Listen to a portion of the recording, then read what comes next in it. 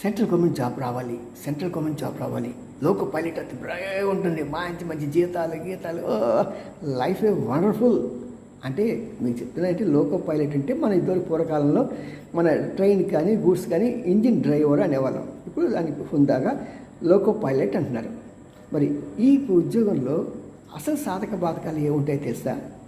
సుమారు 3 లక్షల మంది వేకెన్సీస్ ఉన్నా సరే మన ఇండియన్ రైల్వేస్ అవి భర్తీ చేయట్లేదు. దానివలన ప్రతి రంగంలో కూడా ఓవర్ టైం చేయాల్సి వస్తున్నది. పనిచేసే వాళ్ళ మీద ఒత్తిడి పెరుగుతున్నది.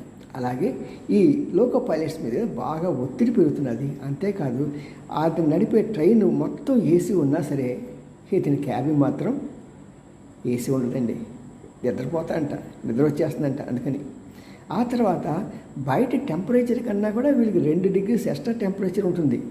మరి ఇలాంటి ఉద్యోగాల కోసం యువత ప్రయత్నం చేసేది